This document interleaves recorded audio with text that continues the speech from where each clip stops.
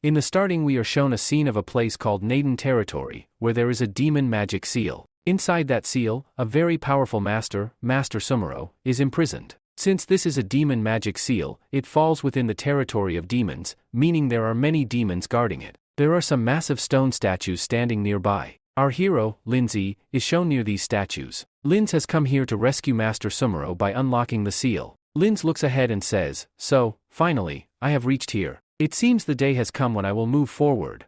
He then leaps forward swiftly, moving past the giant statues. As he jumps between them, suddenly, the giant stone statues begin to move. Their eyes glow menacingly. They raise their weapons and start attacking. One of the statues speaks in a deep, thunderous voice, "How dare you enter our demon sea land without permission? Who are you, and why have you come here?" But Linz does not answer. Instead, he keeps moving forward. Whoosh! A colossal statue swings its massive weapon toward Linz. Linz dodges just in time. As he lands, another statue lifts its enormous hammer and smashes it down. But Linz jumps high, avoiding the attack. At the same time, a third statue attacks him with a gigantic blade. Linz swiftly dodges again. There are 4 giant statues in total, all activated and attacking Linz from all directions. Linz smirks and says, "Do you really think you can stop me? You re just statues made of clay." He unleashes his special technique. With a swift finger slash, he sends a powerful circular energy wave. Boom! The energy wave slices through all 4 statues from the center. They shatter into pieces and collapse to the ground. With the statues defeated, Linz moves forward towards the demon magic seal. He smirks again, saying, "So, the next line of defense has arrived, huh?" In front of him, a group of elite soldiers and demons stand guard. These demons are of different kinds and immensely powerful. One of the demons steps forward and growls, "How dare you enter our demon sea land without permission?" He then commands his soldiers, "Capture him. If you can't, then kill him."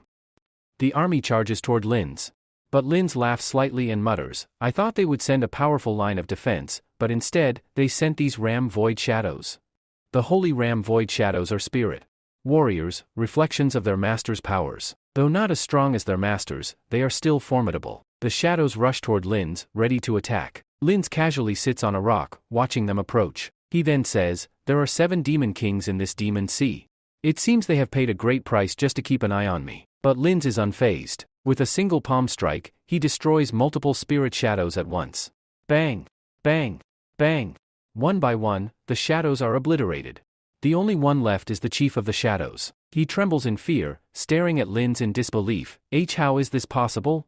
Linz smirks, swings his finger, and slashes through him. With all the enemies defeated, Linz moves forward and finally reaches the demon seal. There, he sees Master Sumuro, bound in heavy chains, waiting to be freed. He asks Master Sumuro, "Who are you, and what are you doing here?" Linji says to Master Sumuro, "Please, Master Sumuro, forgive me. I did not want to disturb you at all, but today I have an appointment with you. That is why I am here." He then says to Master Sumuro, "Looking at your appearance, I cannot even guess that you have broken the holy shadow seal that was here. That means all those shadows and the big statue have been broken. You have defeated them because you are only a cultist of Mortal Ram. How can a cultist of Mortal Ram be so powerful? Tell me, why are you so powerful?" At the same time, he releases his power onto his hand. Master Sumuro says to him, "So, let's test you here and see if you are really that strong." Master Sumuro, after releasing his power onto his hand, says to Linji, "Just look at my hand." Linji, looking at his hand, sees that he is releasing tremendous energy. He is using some special technique. However, Ray Linz does not even move from his place. He stands quietly in front of all that energy and laughingly says, "Master Sumuro, this technique of yours is really a very powerful technique. There are very few such cultivating techniques in this world that come to my notice because I do not understand these techniques at all. I am the master of all these techniques, so Master Sumuro should not be surprised about this." Master Sumuro thinks to himself, "This boy does not seem to be an ordinary boy. Although he is only a cultist of Mortal Ram, he looks very weak in appearance. Yet, he understood my special technique, which is called the Sun Dao method, very easily. That means he already knows this technique." Linja then asks him, "Tell me, who are you?" Linja smirks and replies, "Your question is very good. Okay, then I will tell you about my background story." At this moment, the scene transitions into a flashback. The flashback begins with a traffic scene in a modern city. Linja says, "My name is Linja Wei. On this day, my exams were scheduled. But on that same day, I had an accident while going on the road. If my accident had not happened that day, then today I would have been sitting in the examination room, and my future would have depended on that exam. That day, Linja was running late for his exam. He was riding his bicycle at high speed, crossing the road even though the red light was on. Suddenly, a truck comes rushing in. The truck driver does not apply the brakes at all, and Linja gets hit and dies on the spot. Linja says, "I could not believe at all that there is life after death. I thought everything was over and that I was dead. But at that moment, I crossed from one world to another. I transitioned from the mortal world to the immortal world." Linja finds himself born again. After dying, Linja wakes up in a house, sitting up in bed. He says, "Where am I? What is this place? I just had a traffic accident." He steps outside and realizes, after crossing my world, I have arrived in a world known as Hangama Continent. In Hangama Continent, there are 3 powerful clans. The clan where he was reincarnated is called Wangxian Clan, the heavenly mortal cultivation clan of the men's continent. Linja says, "I had no idea whose body I was in now. I also did not know what memories were inside this body. I didn't know who I was or where I came from. But now that I was in the Vagian sector of Hangama Continent, I knew one thing: I had to survive here." Thinking that he might get a chance to cultivate here, Linja visits various districts of the Vagian sector. He asks them, "I want to achieve cultivation here. I want to learn martial arts. Will you accept me into your sector?" However, everyone looks at him and immediately rejects him. They think to themselves, "He is a cultist of mortal ram, a weak and low-level cultivation path. Why should we waste our time on him?" Linja soon realizes one thing: Hangama Continent is a world where the weak are always bullied. Even the guards standing at the gates mock him. After beating him up, they say, "You are a mortal ram cultivator. You can't even defeat guards like us, and you think you can join our sector? Stop dreaming and get lost." On that same day, after getting beaten up, Linja is walking through the forest. Suddenly, he hears a girl screaming. He follows the sound and sees that a young master is trying to assault a girl. The young master smirks and says to the girl, "No matter how loudly you scream, no one will come to help you here. And even if someone comes, no one will dare to stop me, because I am the young master." Linja, being a hero, steps forward and shouts, "What do you think you are doing? How dare you try to harm an innocent girl in broad daylight?" The young master turns to look at Linja and frowns. "Who is this fool?" he mutters. "He doesn't even have the manners to talk in front of me. It seems he doesn't know who I am." Enraged, the young master charges at Linja, preparing to attack. Linja, till now, has not even learned the M of martial arts. He is completely defenseless. The young master reaches him at an incredible speed, takes out a knife, and stabs it into Linja's body. Linji says, "Oh, this means I am very weak, yet I am still here." The young master, who was destined to become a hero, talks about stabbing his knife into Linji's body and says, "You are standing here in front of me and talking. It seems you did not recognize me, or perhaps, you are not a member of the Wang Jian clan." Linji realizes that, in his world, he has reached this point, and now, it feels like he is about to die here too. At the same time, he experiences the same feeling again, just like when he died before. When he wakes up, he finds himself floating above the same place, hovering over the same bed. Shocked, he says, "What is this? How have I come back to the same place again?" Then, Linji understands the real truth. After dying, I have been reincarnated again in the exact same place where I was first reincarnated. Linji discovers something even more shocking: no matter how many times he dies, he will always be reincarnated in the same place, on the same day, after death. If his day is completed, at exactly 12 o'clock midnight, he will be reincarnated again, returning to the same place. However, everyone who knew him will forget everything about him. Ling Joey says, "This world belongs to the strong." "Yes, but the weak are always slaughtered. I have not come here to die, I must become stronger." Determined, Ling Joey moves forward from the place where he was reincarnated. Ling Yi then reflects, "Although I will be reincarnated at the same place every time I die, and every morning, I will return to the same day.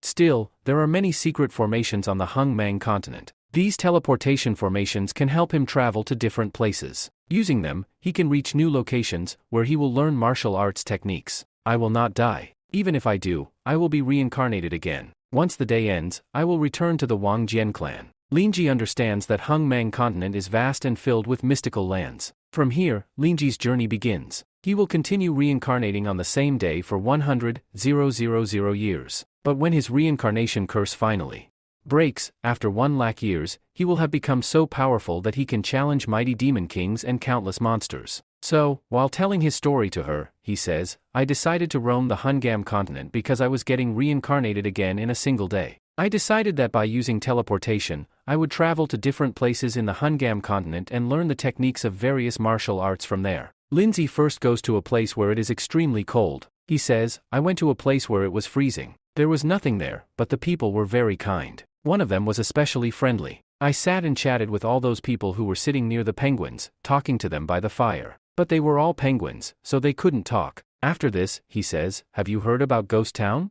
I also went to the ghost world, where there were many water ghosts inside the river. I even swam with them. Linz was swimming ahead while the ghosts trailed behind him, shouting, we are exhausted. How are you so powerful? Your speed is incredible. Linz smirked and replied, you all are just weak ghosts.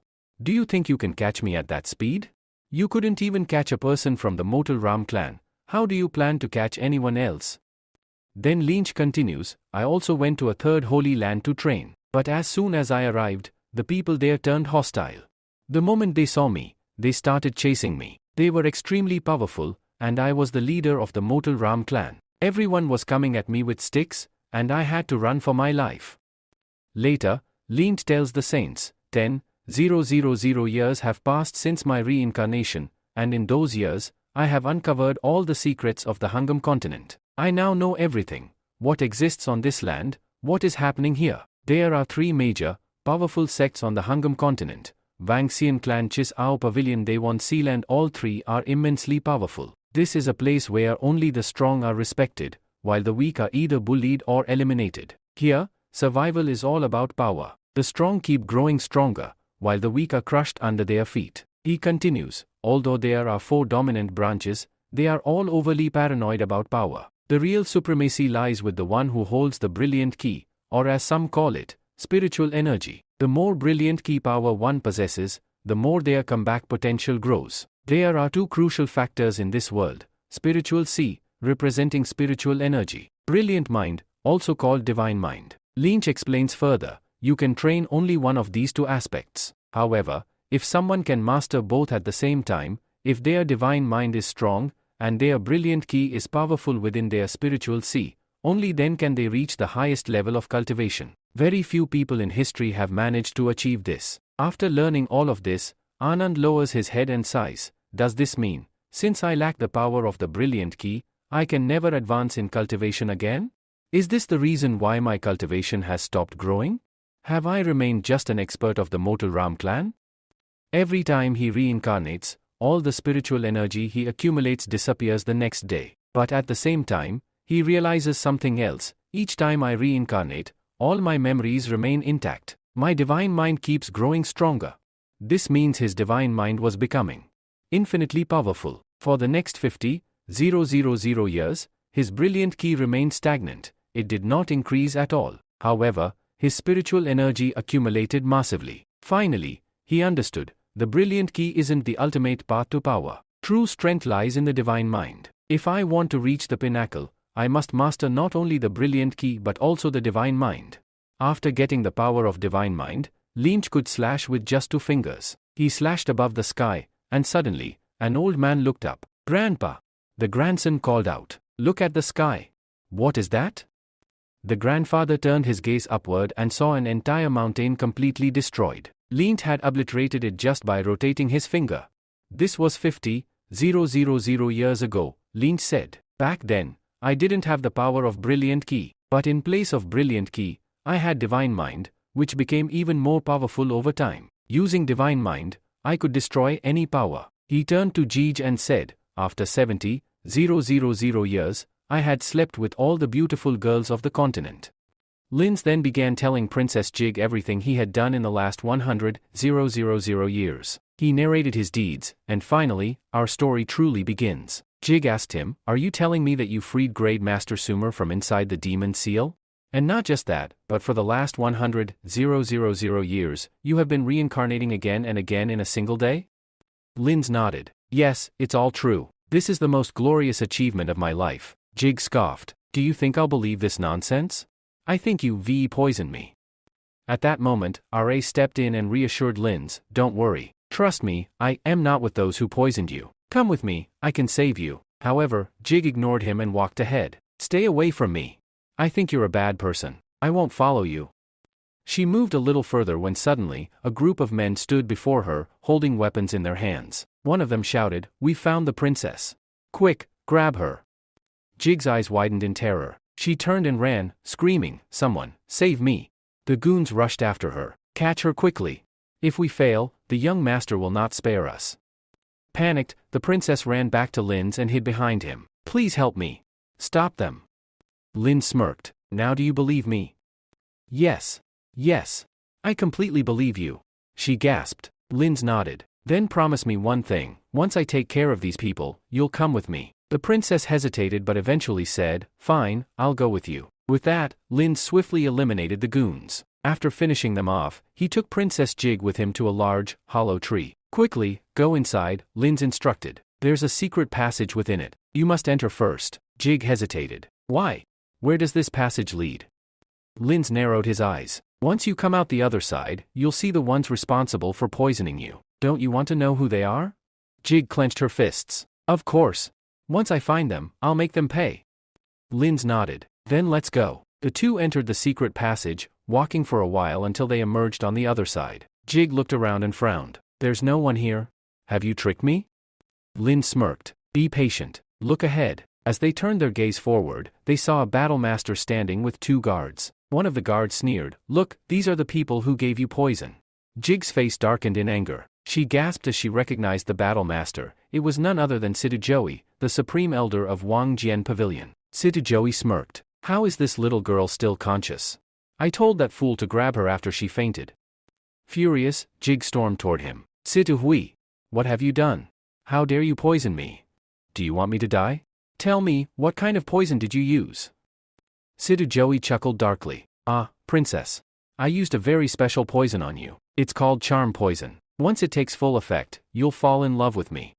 I am doing all this because you have a very special body. If I do dual cultivation with you, then all the energy stored inside your body will be available to me, and my energy will become very powerful. I can reach a very high level." Then, when his eyes fall on Lynch, after seeing her cult status, he says, "Princess Jinji, why are you roaming with the cult of a mortal Ram?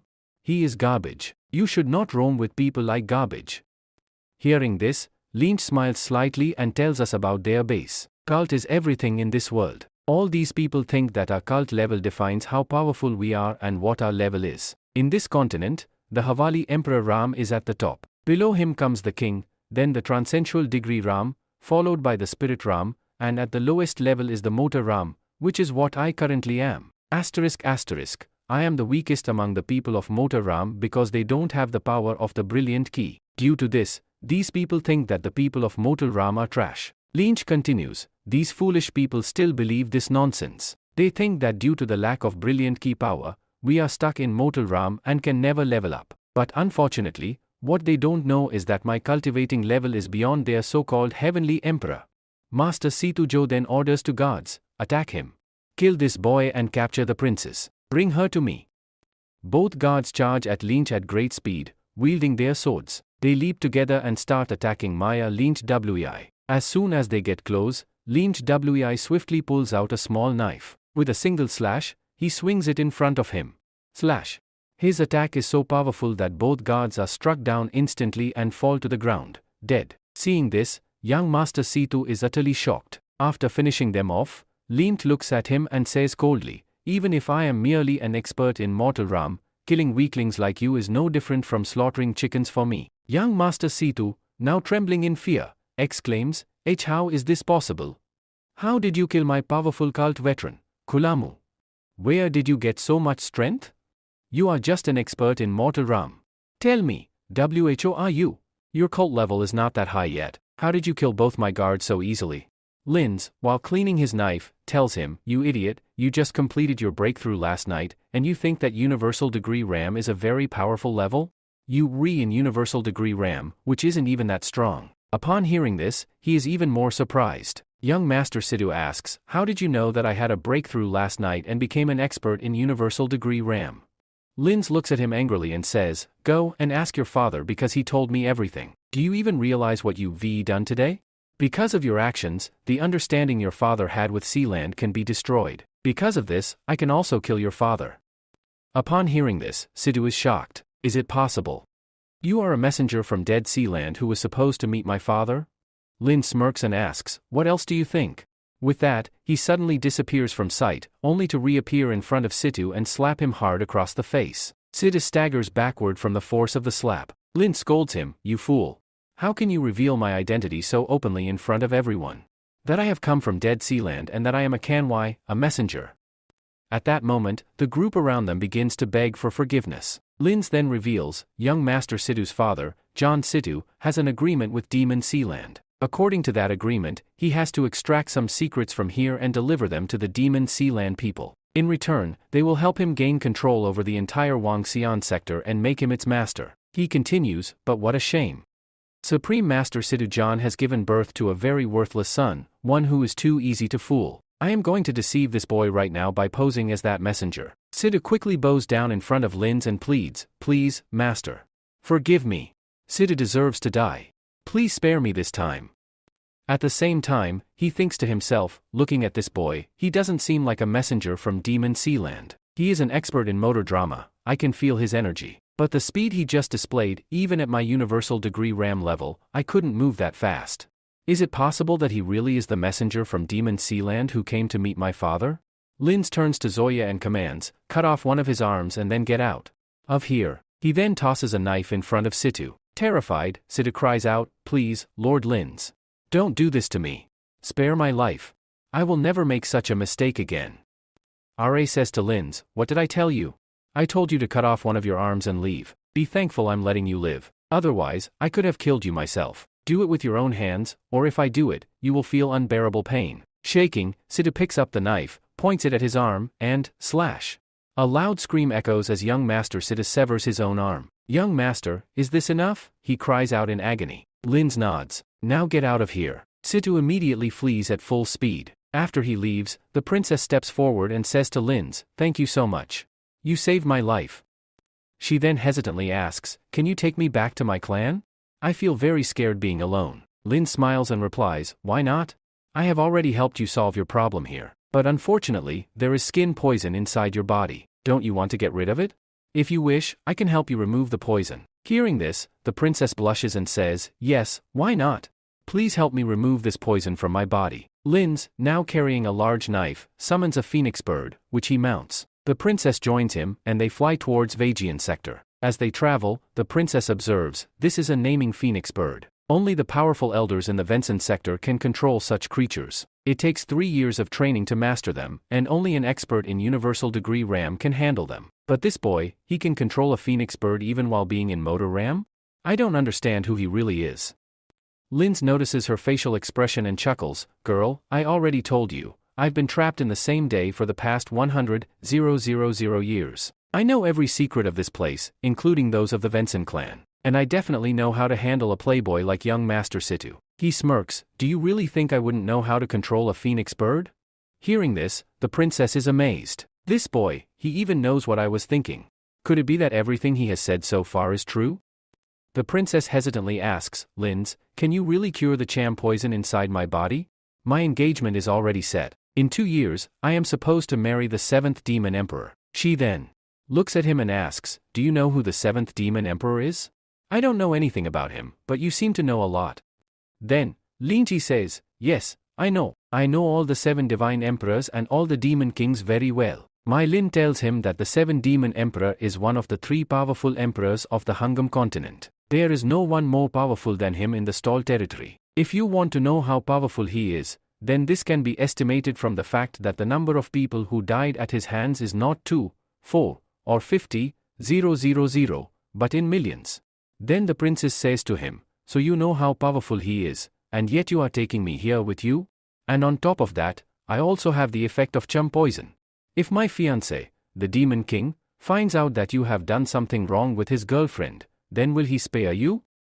Ra says to Lynch, "No, nothing like that is going to happen. He cannot even touch me because, at 12 o'clock midnight, I will be reincarnated again, and you will forget everything about me." Lynch sits next to her and tells her, "For now, let's not talk about this. My reincarnation cycle will take exactly 3 hours, and I think we will do it 5 times in 3 hours. Hearing this, she starts blushing and asks, "What are we going to do 5 times? At the same time, Lynch also starts feeling something strange in his body. The change has begun. The curse is about to break, and the charm poison affecting the princess is now taking effect on her. Because Lynch is in front of her, she falls in love with him. Lynch, surprised, says, "What nonsense is this? Her charm poison is affecting her. I haven't even done anything to her yet. And there are still 3 hours left for our wedding." Lynch now starts getting nervous and says, "You're rushing things too much, aren't you?" The princess, desperate, says, "Please help me, remove this poison from my body." At the same time, she starts making suggestive poses in front of him, making it impossible for Lynch to resist. Suddenly, she pushes him down, sits on top of him, and whispers, "We haven't landed yet? Let's land somewhere quickly." Lynch then lands at a secluded place, and before 12 o'clock midnight, something happens between them. Lynch knows that after midnight, his reincarnation cycle will begin again, and he will appear in the same house and same bed as before. But this time, everything has changed. The next morning, as the sun rises, Lynch wakes up, sits up, and sighs, another boring day is about to begin. But then, when he looks to his side, Princess Gigi is lying next to him. Lynch, shocked, jumps up and screams, "What are you doing here? What am I doing here?" The princess also wakes up, starts crying, and says, You are a liar. You tricked me. You told me that after midnight, everything would be over, and I would forget about you. That's why I did all that with you, but it's already morning. You lied to me." Lynch, confused, asks, "Wait, what day is today? What's today's date?" She replies, "It's 27th July. Lynch, now completely stunned, says, "How is this possible? I was stuck in 26th July for the last 100,000 years. But today is July 27th. What does this mean?" Realization hits him. It means, the death of the last 100,000 years is over. I am not going to be reincarnated again. Junji becomes overjoyed, jumps up, and shouts, "Finally! I have broken free from my reincarnation cycle." But now, his true mission begins. On the Hungam continent, the most powerful beings exist, 8 divine creatures, 4 great star Ram masters, and many elders and sect leaders. These people had used him countless times, making him do their dirty work, only to kill him repeatedly. Now that his reincarnation cycle is over, he declares, "I have a lot of time now, and I'm coming for my revenge. All of you, wait for me. I will return soon." Meanwhile, Princess Gigi continues to cry and scream at him, "You did all that with me, and now you're just going to leave. You don't care about me at all. You lied to me, cheated me, and now you're abandoning me." Lynch sighs, then hugs her gently and says, "Princess, don't worry. If I did something wrong with you, I will take full responsibility." He then tells her something shocking. "For the last 100,000 years, every girl I had a relationship with would forget about me the next day, but you are the first one who remembers. That means you are special. So, I will take full responsibility for you." And thinks, "I never imagined that the first thing I would do after escaping my reincarnation cycle is steal the fiancée of one of the 3 great demon emperors. If he finds out, he will definitely come after me." But Lynch is not scared. "Looks like I will have to use my cultivation techniques to increase my power. Since my reincarnation cycle is over, I can now access the power of the brilliant key." His first target? The Vajian clan. Princess Gigi, still emotional, says, "Lynch, you must keep your promise. You promised to take care of me." Lynch smiles and replies, "Of course, I will take full care of you." But suddenly, an elder appears. He shouts, "Who is this man?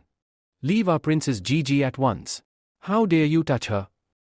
He is from the Panjia clan, and he has arrived with many soldiers. He points at Lynch and accuses, You must have kidnapped our princess. She is a saint of our clan." This elder's name is Nam Jang Kian, also known as Elder Jang. He has come to take back the princess, but she isn't resisting. Elder Jang looks at her in shock. Why? Why are you standing beside him? Something is very, very wrong? He looks at Elder Jang and says, "Although she is a very beautiful and powerful girl, she still has a very complicated life. There are some secrets about her that even she does not know, but she wants to uncover them." Elder Jang takes out a net, his special technique, called the dragon trap net. She throws the dragon trap net at him. The dragon trap net is very large, designed specifically to catch dragons. That is why it is such a massive net. Princess Gigi, who is with him, warns, "Lingji, please run away quickly. This is the dragon trap net. Once you re-caught in it, you won't be able to escape. Mana tells Lingji, Princess, you don't need to be afraid at all. This is just a small net, and cutting it is an easy task for me. Elder Lingji raises his finger upwards. After doing so, he releases his energy and slashes in a circular motion. With that energy slash, he attacks the dragon trap net. A tremendous light erupts from the impact, and the net shatters into pieces. Jang is shocked and exclaims, the dragon trap net is a powerful beast trap. We use it to catch dragons. Our sect master personally crafted this special trap. How did this boy break it so easily? Not only that, but he broke it with just one finger and a single move. This means he is incredibly strong and mysterious. Elder Jang descends and speaks to Princess Gigi. You don't need to panic, Princess. I am here to save you. Even if I don't have to kill this boy, I will still ensure your safety and take you away. She stops in front of Lingji. Lingji looks at her and says, Jang King, what are you doing? You want to know where your father is, right? I believe you have been searching for him. The last time I met him, he told me to give you a message. Jang listens attentively. Lingji continues, your father said that after 10 years, he will no longer hate you. After 10 years, you may go meet him. After hearing this, LT, Jang becomes furious and demands, how do you know about my father? Who are you? Where have you come from? Lingji replies, if you want to know where your father has been all this time, then you must take me to Wangjian Pavilion. Elder Jang narrows her eyes and questions, why do you want to go to our Wangjian Pavilion?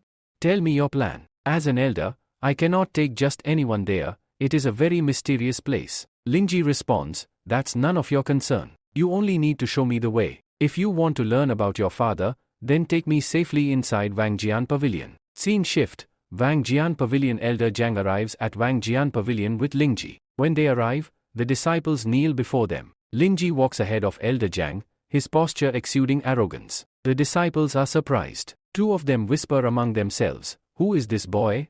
Why is he walking so arrogantly in front of Elder Jang? One should never behave like this before an elder. The other disciple scoffs, I think he must be one of Situ's dogs, always suppressing others with power and forcing them to bow down. Lingji overhears them and tells Elder Jang, you should abolish the cultivation of these two. They are speaking disrespectfully behind your back. The disciples glare at Lingji and retort, boy, who do you think you are to order our Elder Jang? She won't follow your commands or harm us. Without hesitation, Jang swings her sword, slashing at both disciples and abolishing their cultivation. She glares at them and declares, how dare you speak like that in front of me? I am your elder. Bow your heads and stay silent. All the other disciples are terrified. They immediately lower their heads and plead, yes, elder. Please forgive us. From now on, we will not speak out of turn. Lingji resumes walking forward, and Elder Jang follows closely behind. She stops him and asks, wait, tell me, why have you come to our Wangjian Pavilion? What do you want from our sect? What is your purpose? Lingji responds, I have come to meet Sujin Kinji. He instructs her, go and inform Sujin Kinji that I am here to meet her. She will call me herself. Jang smirks and scoffs, don't be naive, boy. You may be an expert in combat, but why do you think our elder would agree to meet you? She is not just an elder, she is the master of the entire Wangjian Pavilion.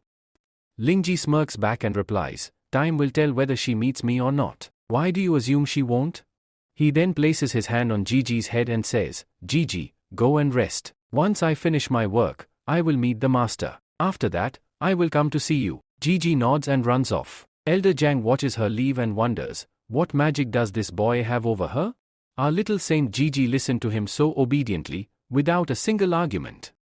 Lingji tells Elder June, I am going to tell you a formula. Take this formula to your master. If your master hears it, you will see that she herself will call me to meet you. Along with that, he tells the whole formula to Elder June. Elder June thinks to himself, this formula seems very special. Only my master understands such things. Although I did not understand it, Master Sujin might. Let's go and tell him. Who knows, he may invite this boy to meet him. Elder June then says, okay, I am going to tell my master, Sujin. You wait here, I will come back and inform you. Then, Lingji stands there, waiting. At that moment, he hears a voice from the side. Senior brother, watch out, someone shouts. Children are practicing in the training ground. They are practicing fencing. A girl is fighting against a boy, and with her sword attack, she defeats him. Linge walks toward them. The village boys start praising the girl. "Junior sister, you are amazing," one of them says. "The move you just used was extraordinary," another adds. Linge approaches them and asks, "Boys, are you trying to master the technique here?" Some boys standing at the gate get startled when they see him. They shout in fear, "It's him." Laji steps forward and reassures them, "You don't need to be afraid of me. I am not a bad person at all. I am a very good person. Talk to me as you talk to everyone else." Hearing this, all the boys quickly bow in front of him and plead, "Please forgive us. Do not harm us. We apologize. We were just training here." The junior sister looks at Linji and asks, "Who are you? Why is everyone behaving so strangely around you?" The boys turn toward their junior sister and explain, "Did you not see the 2 disciples above the door? Their cult was abolished because they spoke ill of this boy. That's why Elder Jiang punished them. If we say something offensive, we might suffer the same fate." Ma Ling steps forward and addresses the girl, "It is not important who I am. Everyone fears me, but you don't have to. What matters is your technique. I came here to see it." He observes her stance and says, "You are using derivative sword skills, but you have practiced them incorrectly." The girl looks surprised and asks, "What do you mean? Are you saying I practiced it wrongly? But how do you know about our derivative sword skills? This is a secret technique of the Wang Xian Pavilion." Linji explains, "I can show you how to correct it. When you lift your sword, should your intention be towards the front or the back? Let me show you." He then demonstrates something that only he understands. The girl watches closely, and after a moment, she realizes that what he is saying is correct. She asks eagerly, "Master, where should I start practicing from?" Linji smirks, places his hand on his shoulder, and says, "I can teach you, but my shoulder is hurting a lot. You know how much pain I'm in? So, what should you do?" The girl blushes and quickly replies, "Okay." She then moves behind him and starts massaging his shoulder. Linge sighs in relief, Now I feel much better. After this, I'll think about whether to teach you or not." The other boys watch in frustration and exclaim, "We also want junior sister to do this for us. But look how easily this guy got her to serve him. He's too shameless." At that moment, Elder Jiang arrives. She says, "Linge, come quickly to the main hall. Our chief, Sujin, wants to meet you." Linge turns to the girl and says, "All right, I have to go meet your master. So, for now, I won't teach you anything. We'll talk later." He waves goodbye and leaves to meet Master Sujin. After Linji leaves, Master Shuk approaches his student, Xie, and says, "Xie, do you know what your goal is? Your goal is to step into the second form of martial arts. But what are you doing here? Just practicing with children? I told you not to waste time mastering general martial arts techniques." Xie hesitates for a moment and then says, "Master, who was that guy? He knew about our derivative skills, and he pointed out my mistake in the last move." Elder Jiang interjects, "What are you talking about? You know that our derivative skill is the secret technique of Benjamin SS Actor. No one knows about it. Especially the 10th move, its 10th form hasn't even been deciphered yet. So how could that boy know?" The girl raises her sword and says, "Master Jiang, look at this. That boy showed me something, and I'm going to practice it exactly as he demonstrated. Let's see if he was right or not." She lifts her sword and performs the technique. Though there are still some flaws, Elder Jiang is shocked. "This is impossible." Elder Jiang exclaims, "How does this boy know our family's secret technique? And how did he understand the 10th form when it hasn't even been released yet?" Meanwhile, Linji finally arrives in front of Master Sujin, the master of Neijin Pavilion. Standing in front of her, Susan says to Linji, "The technique you told Elder Junk about and sent him here to learn is a very special technique. It is called Return Row and Great Dream Technique. This technique is so special that it has been passed down from generation to generation, only to the elders of our Vasan Pavilion, and then only to the master. Now tell me, how did you come to know about this technique of our sect? You should not have known about it." Linz replies calmly, "You are the only one talking about this technique here. I do not know about it. I only know about the flaws in your so-called great technique." Susan, now visibly angry, says, "This technique has been passed down by our ancestors for the last 3,000 years. And you think there are still flaws in it? How is that possible? If there were any flaws, some elder would have noticed them in the past 3,000 years. Tell me, how did you come to know about this? What are your intentions? For what purpose have you come here?" With that, she releases her powers and sends them forward to attack him, summoning several noble-type monsters. Susan warns him, "If you do not tell me why you are here, I will not be polite with you anymore." But Linz, unfazed, raises his hand, releases energy, and slashes forward. In an instant, all her summoned creatures are destroyed. Linz smirks, I am here, but I suggest you treat me with kindness. I also know that last night you were trying to master this technique, which caused severe internal injuries to your body. If you keep using your power recklessly like this, your injuries will only get worse. And if I don't help you heal them now, I think it will take at least 6 months for you to recover fully. Hearing this, Susan is taken aback. How does this boy know that I was practicing last night? She thinks. It was only after last night's training that I suffered these injuries. I was trying to master the supreme technique, but I failed. But another thing is, at that time, I was in my forbidden area, inside my supreme clear pod. No one is allowed to enter there except for the masters. No third person can step inside, yet this boy knows not only that I was training but also that I got injured because of it. Who is this boy? She stares at Linz, her mind racing. Linz chuckles. I know what you're rethinking, but I don't think you should be worrying about that. The important thing is that I came here to help you. Who I am and where I came from should not matter at all. With that, he climbs the stairs and stands in front of her servant. He looks down at Susan and smirks. Let me tell you one thing about myself, I am not used to looking up at people. I always look down at them. Then, his expression turns cold. And one more thing, never try to threaten me again, because I do not fear anyone. Susan, despite her power, feels an ominous aura from him. Lynn steps even closer, and the sheer force of his ki begins to leak from his body. Susan's mind races again. How is this possible? This boy is only at the first level pearl of mortal drama. Yet standing before me, his presence alone is suffocating me. Linz leans in slightly and speaks in a calm yet chilling tone, I know all your secrets. I also know 2 things that are bothering you the most right now. Susan remains silent, waiting for him to continue. Linz reveals, first, I know that both Dem Sealand and Red Heaven Pavilion have joined forces. This poses a great threat to the Wang Jian clan. If those 2 sects unite, they can easily overpower Wang Jian's people. And second, you have been stuck in your cultivation level for a long time. You are at the very last step of reincarnation, yet you cannot break through. I know the flaw that is stopping you, and I know how to fix it. Susan's eyes widen. This girl? No, this boy? How does he know about my cultivation formation? Lynch smirks again and puts forward a deal. If you agree to my proposal, I will help you break through. In return, you must help me. Susan narrows her eyes. Fine. Tell me, what do you want from me? At the same time, she thinks, who is this boy? How does he know so many secrets of my sect?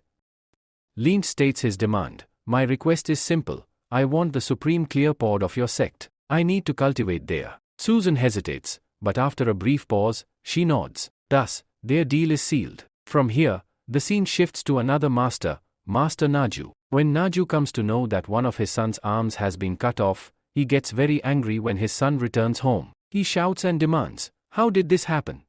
In front of him stand the 2 guards who had accompanied his son. He glares at them and says, could you not even protect my son? The guards kneel and plead, Senior Judge, please forgive us. We really deserve to die. But actually, that man was very powerful. However, we have news about that girl. We know where he is right now. They continue, at this very moment, he is present in the main hall to meet our sector master, Sujen. As soon as he comes out, we will send our people there and kill him. We will take revenge for your son's arm. Upon hearing this, Master Naju becomes even angrier. Did that man go into the main hall? Okay. Get out of my sight. I don't want to see your faces. Both guards, relieved, bow and say, Master, thank you very much for sparing our lives. They quickly get up and start leaving, but just as they move a little forward, Master Jan, who has been standing nearby, suddenly releases his ice powers. A freezing wave rushes toward them. Both guards realize what is happening. One of them yells in horror, you bastard! You tricked us! But it is too late. The ice spreads rapidly from the ground, engulfing their bodies. Within moments, they are transformed into lifeless ice crystals. Master Jan, gazing at their frozen corpses, mutters, what is the use of dogs like you who cannot even protect their own master? Useless dogs deserve to die. With a swift motion, he shatters the frozen bodies into pieces. Meanwhile, Naju's son, still standing there, speaks up, Father, that guy said he is a convoy from Demon Land. Do you think he is really a messenger from Demon Land? Naju scoffs and says, stupid boy. How many times have I told you to stop your foolishness? A real envoy from Demon Land would never reveal his identity. He would be so powerful that even I would fear him. But the one you are talking about is just an expert of mortal realm. Do you think any mere expert from mortal realm could be from demon land? He then turns to his daughter and reassures her, do not worry, I will take revenge for what he did to you. As long as that boy remains on the Hongman continent, he cannot escape from my hands. I will find him and kill him. See to Joey, his other son, clenches his fists and shouts, Father, you must avenge me. He has wronged me terribly. Scene change to the main hall. Our protagonist, Linji, stands before Susan. Susan listens to his request and finally says, all right, I accept your deal. She then warns him, but you know that Supreme Clear is our forbidden area. No one is allowed to enter except me and my younger sister, the little saint. That is why I must give you a new identity. She continues, for now, I will make you the saint of my sector. You will have the identity of a saint king. However, once our deal is complete, we will take back this identity from you. Linji nods, all right, our deal is set. I will meet you in Supreme Clear at night. You must come, and I will help you enhance your cultivation and heal you. Susan tilts her head and asks, why not go there right now? Why wait until night? Linji replies, because there is another pressing issue that must be handled first. At that moment, a loud voice is heard from outside. Elder Ju has arrived. He strides in and says, I am late, am I not? Have I missed something important?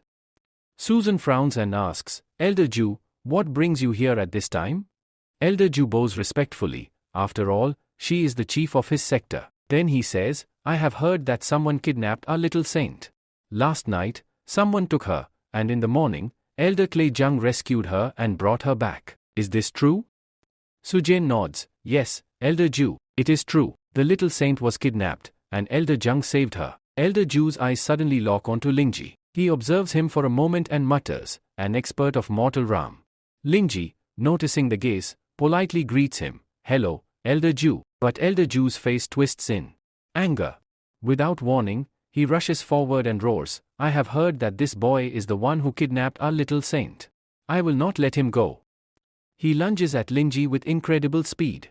His hands are covered in ice armor as he releases a freezing attack meant to kill Linji on the spot. But the moment he reaches Linji, Linji vanishes. A second later, Linji appears behind Elder Ju.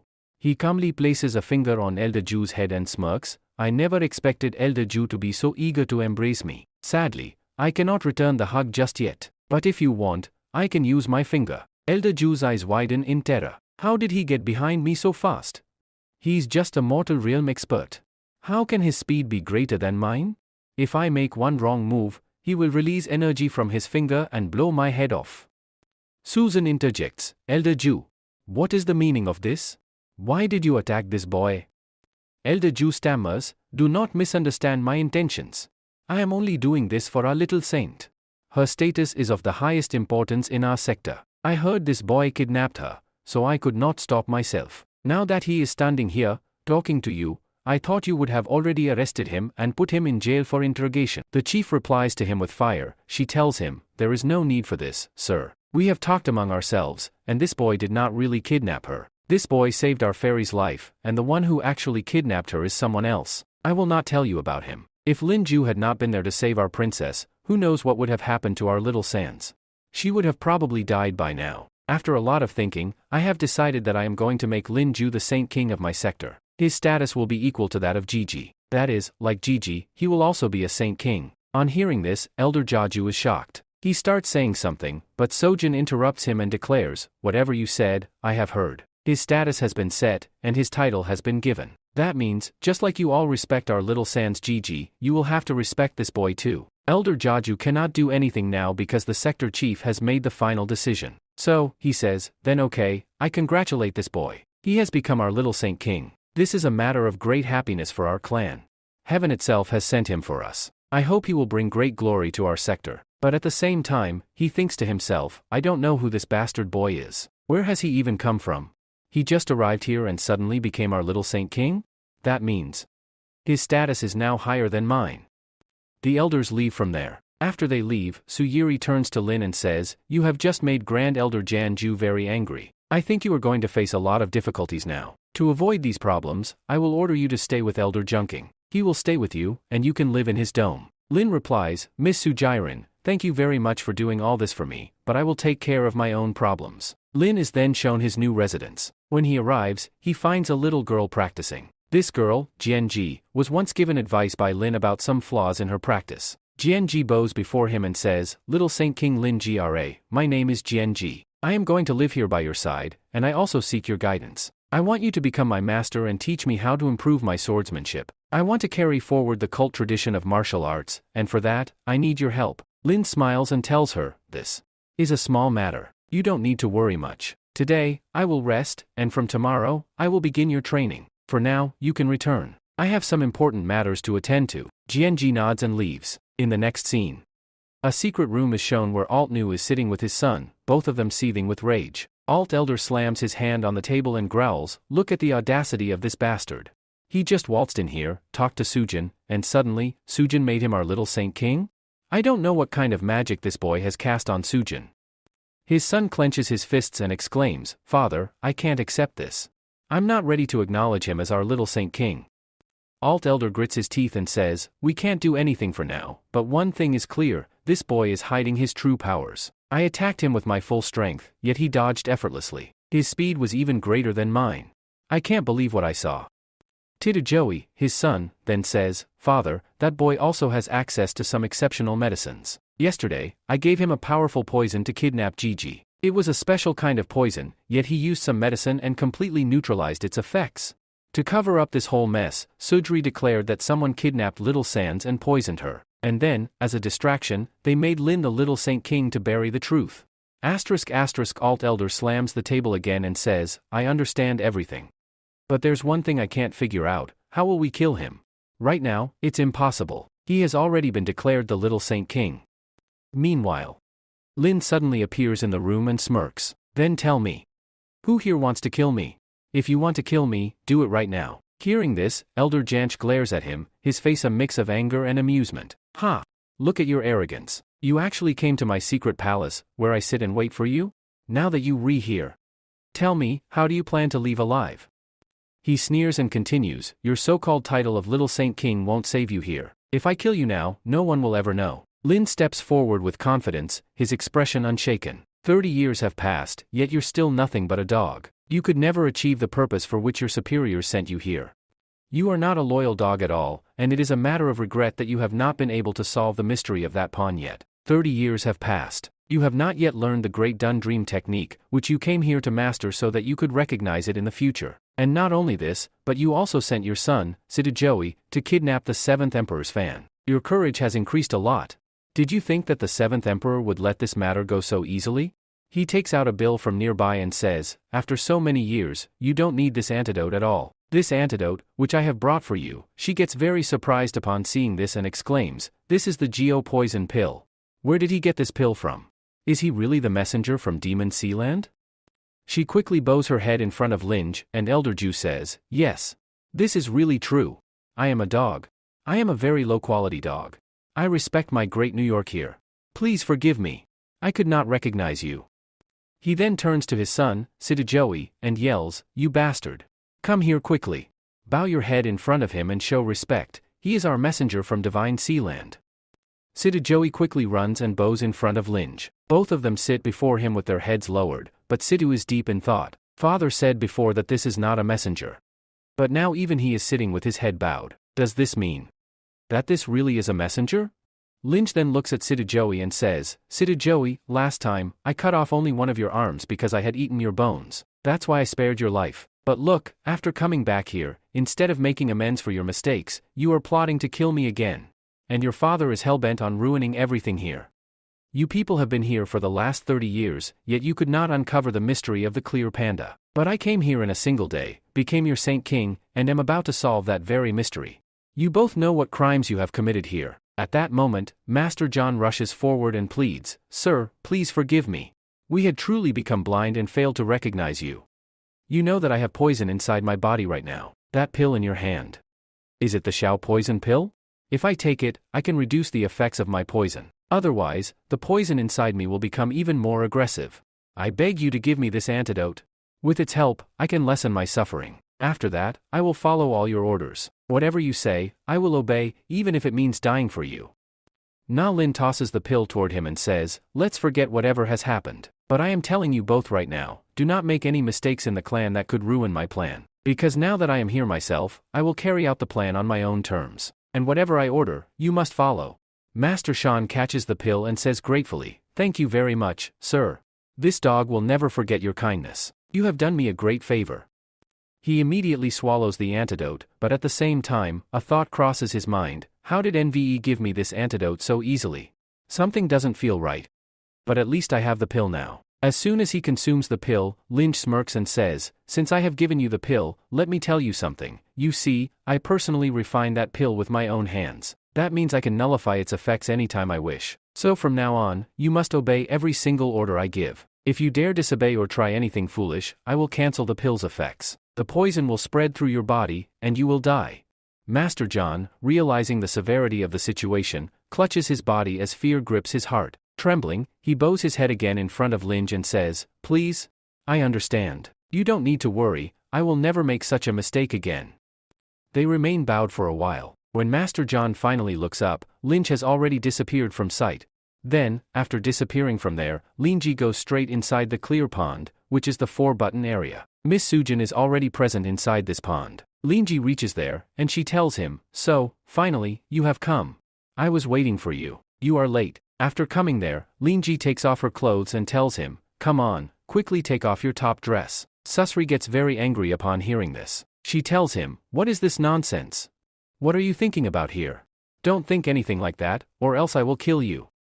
She then says to Linji, "Please don't say such things here. I have no interest in your body, nor do I want to do anything like that. I just want you to stay for a while. So, take off your ego and put it aside. The cultivation method that I am using here will increase the cultivation inside your body and remove the poison. For that technique, it is very important to take off your upper clothes so that I can insert my ki power directly into your body. You know why you have not been able to break through yourself yet? To break through, both Na and Young energy are required. You are a girl, so you have a lot of gene energy. You have stored a lot of gene energy in your body over the past many years. But you have never done dual cultivation with anyone, which is why you lack Young energy. If you want, you can reject it." After listening to him, she quickly takes off her top dress and says, "Okay, I trust you. But if you break my trust, I will attack you right here and kill you." Tora Linji also enters the water and tells her, "Turn your face to the other side and just stand there." He then stands behind her and says, "Just stay quiet." Releasing his powers in his palm, he starts inserting his ki power inside her body. He places his palm on her waist and simultaneously channels the energy into her body. But as he transfers his energy, the most intriguing thing is the expression on her face. The sector chief exclaims, "What is this? What is entering inside my body? This is amazing. And very hot too." At the same time, she blushes and says, "This is a very warm feeling. I feel really good." Linji then explains, "Do you feel a little strange having my external force inside your body? What are your plans for this?" Then Elder Jung tells him, "If I tell you the truth, our strength is very weak compared to all the other sectors. All the students we have are very, very weak. So for us, participating in this tournament is as good as not taking part. Even if we participate, we will be eliminated very soon." Linj replies, "You know very well how weak our clan is. But if we take the help of some helpers, I think we can do this. Although we have very little time for our preparation, I am very confident. I believe our sector can win this year's Hungam Cotton tournament, and we will be able to go to Do River." Then Elder Jung tells him, "Do you really think we can win this competition? Which helpers are you talking about? Who do we need?" Linj says, ***, first of all, we will need you here. This month, I will teach you the Wanli derivative sword technique. I will show you how to improve it and will also teach you its 10th level. You will become much stronger than before. Apart from you, there is another person whose help I need. His name is Lunglin. Do you know where he is right now? I know he is an elder of your sector." Elder Jang replies, ***, are you talking about Longley? He is the elder of our second palace. He is very powerful, but he is extremely arrogant. Right now, he is training on top of the back mountain. He is an aloof person. He always wants to stay alone. He never allows anyone to disturb him. Even that area is called the Forbidden Area. Whether it is a student or an elder, whenever anyone goes there, he attacks them. If you are really going to meet him, then I will also come with you. Otherwise, he may attack you and kill you." Linj tells him, "No, you do not need to come with me. I am sending you somewhere else, a place where someone needs your help." You have to go to the hidden clan and save someone's life. Remember my words, you must reach there before midnight, or it will be too late, and that person will die. As for bringing Lang Lin back, I will take Jianxi with me. Jianxi will accompany me to bring him back. After hearing this, she is surprised and says, "What is this? What is going on between Saint King and Jianxi? That little girl is very weak. It seems she also likes such small students." In the next scene, the mountain area is shown. Ling takes Jianxi with him, and both of them head towards the back mountain. As they start walking towards the mountain, Jianxi asks, "Lord Saint King, where are we going? Are we heading toward the 7th Palace mountain where Master Longlin lives?" Ling replies, "Yes, we are going there. Master Longlin is practicing ahead of us. We are about to reach there." Jianxi tells him, "But I have heard about Elder Longlin. He never likes anyone to come and disturb him. Even the elders and students here, if anyone comes near, he attacks them and drives them away. No outsider is allowed to set foot on this mountain." Then, Lin tells him, "Yes, this is really true. That master is very arrogant and does not like anyone. He hates everyone. If he is practicing swordsmanship and someone disturbs him, he can kill that person without hesitation." Along with this, he asks Jianji, "Tell me, are you afraid of this?" Jianji responds, "I don't think so. I have brought you here because I want you to compete with Elder Longlin. You both will fight here." On hearing this, Jianxi gets very nervous and says, "But he is an elder, and his skills are far superior to mine. He is very powerful. I won't be able to fight him at all." Lingji reassures him, "There is no need to worry. I will teach you a trick. You just have to hold your sword very tightly. When he attacks you, block his first 7 moves. If you succeed in that, when he moves forward for the 8th move, counterattack. Strike from the top right side using the 10th form of the heaven derivative sword method. You will defeat him easily. I have full confidence in your victory." Jianji replies, "Master, if you say so, then okay, I will do as you instruct. I will block him and then counterattack from the right side." Both of them stand ready when suddenly they hear Elder Lunglin's voice. He shouts, "What are you guys doing here? Don't you know that outsiders cannot enter this place?" With that, he swings his sword and slashes toward them. Lingji quickly grabs Jianji and jumps forward to evade the attack, saving both of them. They narrowly avoid each other's attacks. Ji looks back and exclaims, "That attack was very powerful. Elder Lunglin is incredibly strong. If Master Lin hadn't saved me, I would have died just now." Both of them turn to see Elder Lunglin standing before them. He says sternly, "I asked you, what are you doing here? This is a forbidden area. None of you are allowed here. Do you think the back mountain is your playground or a picnic spot where you can come as you please?" Praising him, Lingji responds, "Master Lunglin, I have heard a lot about your swordsmanship. Your legendary sword is unmatched in the entire Hangmang continent. No one can compete with you. Your strength is incredible." Then Lingji smirks and adds, "But after seeing your first strike today, I feel that all the rumors about you were completely wrong. Your sword techniques aren't as impressive as I expected, and your sword's power is not as overwhelming as they say." He steps forward and declares, "I have come to challenge you. I will fight you." Hearing this, Elder Lunglin gets furious and says, "Boy, you are too arrogant. Fine, let's see what you can do against my sword. If you want to challenge me, I accept." Kinju interrupts, "No, no. I think there's been a misunderstanding. I am not the one fighting you. Your opponent is not me, but this little girl. She will fight you." The elder gets even angrier and shouts, "Have you gone mad?"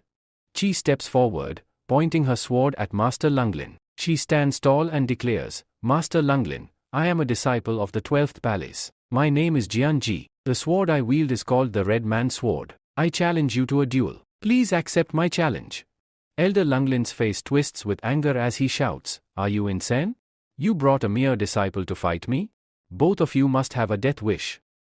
He scoffs, "Looking at you two, it's obvious, my strength far surpasses yours. My cultivation is on another level. My swordsmanship is superior in every way. Yet you dare to anger me and challenge me? Fine. Let's see what gives you such confidence." With that, Elder Lunglin charges forward at great speed, his sword slashing toward Jianji. Jianji barely manages to block his first attack, struggling under the force. She quickly jumps back, performing an agile stunt to create distance. Elder Lunglin smirks and says, "Interesting. You blocked my first move. Now, let's see if you can handle my second." He lunges forward and unleashes another attack, his sword slicing through the air toward her. Janchi blocks the second move as well. After blocking it, she moves backward, and with this comes the third move, and then the fourth move. She blocks the fourth move and then the fifth. While doing this, Elder Long Lean starts his 7-move technique. After completing the 7 moves, Elder Long Lean quickly jumps back. As he retreats, Janchi also moves far away, her eyes narrowing. She says, "Master, I am going to play my move here. As you told me, I think you should be a little worried because if I succeed in this move, I will win, otherwise, I will die." The actor turns to Long Lean and says, "You girl? Although you are very small, the confidence with which you speak does not make you seem like a small girl. Let's see if you can block one more move of mine or not." On the other side, Janchi also unlocks her only derivative Swartworm's 4th move and says, "Okay, I am also going to attack you." She turns her sword forward, and with the 4th form, countless swords made by Nazi materialize around her. Using the sword rain technique, she hurls all those swords forward. Then, she charges ahead herself.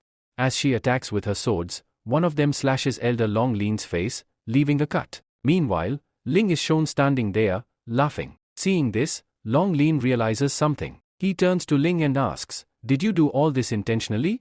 It seems you knew beforehand and already told this girl that after 7 moves, if she angers me and attacks, she will be able to land a hit on me." He sighs and says, "Okay, I accept my defeat. But tell me, how did you know about my final move? How did you figure out that my technique works in such a way that after 7 moves, I have to take a break?" Ling smirks and replies, "Complain by soul refined by blood. The sword you have is also a dragon armorer. Have I said anything wrong?" Long Lean's expression changes. "Yes, this is true. But how did you know that my sword is a dragon scale sword and that I am using the dragon scale technique?" Ling smiles. "Because I am also a swordsman. Just by looking, I can tell which technique you are using." He turns to Juju and continues, "I know enough about your swordsmanship to say this. Your 7th move and your 10th move both have major flaws. If someone knows these weaknesses, they can easily defeat you." Long Lean's eyes widen in disbelief. "That's impossible.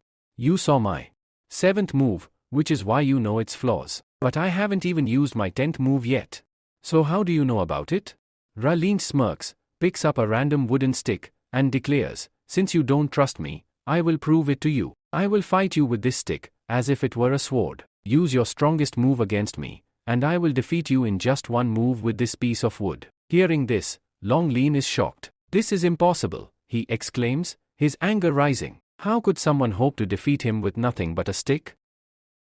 The chief replies to him with fire. She tells him, "There is no need for this, sir. We have talked among ourselves, and this boy did not really kidnap her. This boy saved our fairy's life, and the one who actually kidnapped her is someone else. I will not tell you about him. If Lin Ju had not been there to save our princess, who knows what would have happened to our little Sans?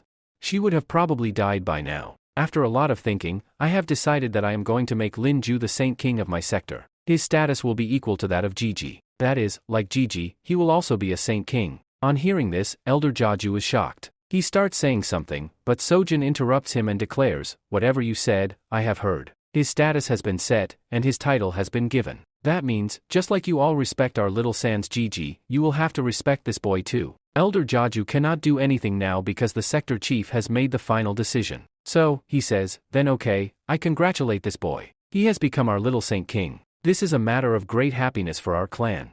Heaven itself has sent him for us. I hope he will bring great glory to our sector." But at the same time, he thinks to himself, "I don't know who this bastard boy is. Where has he even come from?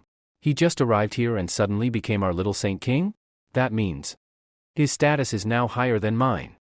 The elders leave from there. After they leave, Suyiri turns to Lin and says, "You have just made Grand Elder Janju very angry. I think you are going to face a lot of difficulties now. To avoid these problems, I will order you to stay with Elder Junking. He will stay with you, and you can live in his dome." Lin replies, "Miss Sujiren, thank you very much for doing all this for me, but I will take care of my own problems." Lin is then shown his new residence. When he arrives, he finds a little girl practicing. This girl, Jianji, was once given advice by Lin about some flaws in her practice. Jianji bows before him and says, "Little Saint King Lin Gra, my name is Jianji. I am going to live here by your side, and I also seek your guidance. I want you to become my master and teach me how to improve my swordsmanship. I want to carry forward the cult tradition of martial arts, and for that, I need your help." Lin smiles and tells her, "This is a small matter. You don't need to worry much. Today, I will rest, and from tomorrow, I will begin your training. For now, you can return. I have some important matters to attend to. Jianji nods and leaves. In the next scene, a secret room is shown where Alt Nu is sitting with his son, both of them seething with rage. Alt Elder slams his hand on the table and growls, "Look at the audacity of this bastard. He just waltzed in here, talked to Sujin, and suddenly, Sujin made him our little Saint King? I don't know what kind of magic this boy has cast on Sujin." His son clenches his fists and exclaims, "Father, I can't accept this. I'm not ready to acknowledge him as our little Saint King." Alt Elder grits his teeth and says, "We can't do anything for now, but one thing is clear, this boy is hiding his true powers. I attacked him with my full strength, yet he dodged effortlessly. His speed was even greater than mine. I can't believe what I saw." Joey, his son, then says, "Father, that boy also has access to some exceptional medicines. Yesterday, I gave him a powerful poison to kidnap Gigi. It was a special kind of poison, yet he used some medicine and completely neutralized its effects. To cover up this whole mess, Sudri declared that someone kidnapped Little Sans and poisoned her, and then, as a distraction, they made Lin the little Saint King to bury the truth." Alt Elder slams the table again and says, "I understand everything. But there's one thing I can't figure out, how will we kill him? Right now, it's impossible. He has already been declared the little Saint King." Meanwhile, Lin suddenly appears in the room and smirks. "Then tell me. Who here wants to kill me? If you want to kill me, do it right now." Hearing this, Elder Janch glares at him, his face a mix of anger and amusement. "Ha! Look at your arrogance. You actually came to my secret palace, where I sit and wait for you? Now that you here. Tell me, how do you plan to leave alive?" He sneers and continues, "Your so-called title of Little Saint King won't save you here. If I kill you now, no one will ever know." Lin steps forward with confidence, his expression unshaken. 30 years have passed, yet you're still nothing but a dog. You could never achieve the purpose for which your superiors sent you here. You are not a loyal dog at all, and it is a matter of regret that you have not been able to solve the mystery of that pawn yet. 30 years have passed. You have not yet learned the Great Dun Dream technique, which you came here to master so that you could recognize it in the future. And not only this, but you also sent your son, Joey, to kidnap the 7th Emperor's fan. Your courage has increased a lot. Did you think that the 7th Emperor would let this matter go so easily? He takes out a bill from nearby and says, "After so many years, you don't need this antidote at all. This antidote, which I have brought for you." She gets very surprised upon seeing this and exclaims, "This is the Geo poison pill. Where did he get this pill from? Is he really the messenger from Demon Sealand?" She quickly bows her head in front of Linge, and Elder Ju says, "Yes. This is really true. I am a dog.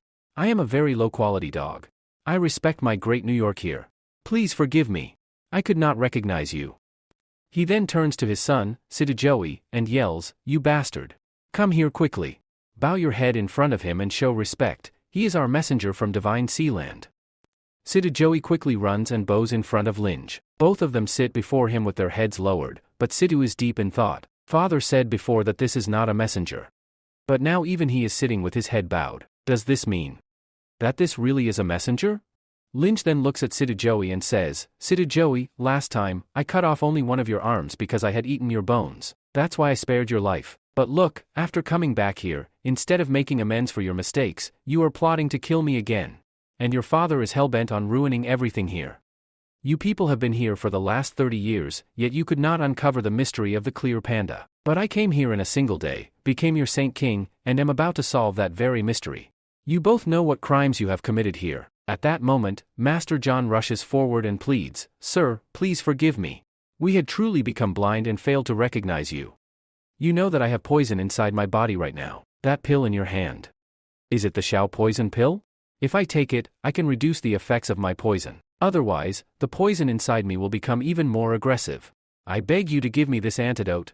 With its help, I can lessen my suffering. After that, I will follow all your orders. Whatever you say, I will obey, even if it means dying for you."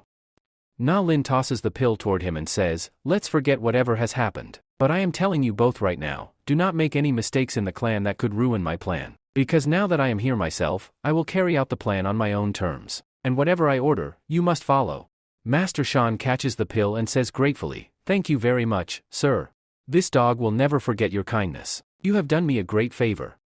He immediately swallows the antidote, but at the same time, a thought crosses his mind: how did NVE give me this antidote so easily? Something doesn't feel right.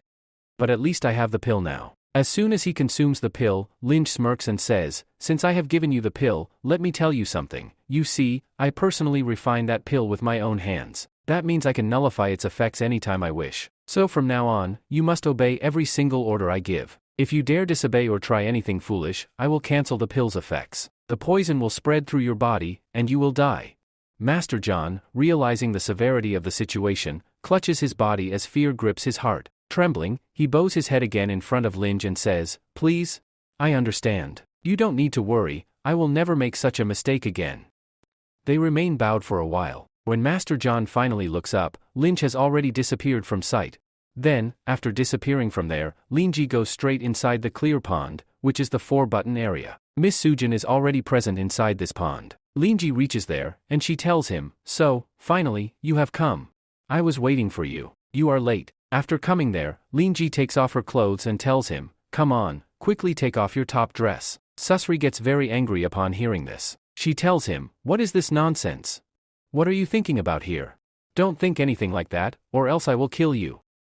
She then says to Linji, "Please don't say such things here. I have no interest in your body, nor do I want to do anything like that. I just want you to stay for a while. So, take off your ego and put it aside. The cultivation method that I am using here will increase the cultivation inside your body and remove the poison. For that technique, it is very important to take off your upper clothes so that I can insert my ki power directly into your body. You know why you have not been able to break through yourself yet? To break through, both Na and Young energy are required. You are a girl, so you have a lot of gene energy. You have stored a lot of gene energy in your body over the past many years, but you have never done dual cultivation with anyone, which is why you lack Young energy. If you want, you can reject it." After listening to him, she quickly takes off her top dress and says, "Okay, I trust you. But if you break my trust, I will attack you right here and kill you."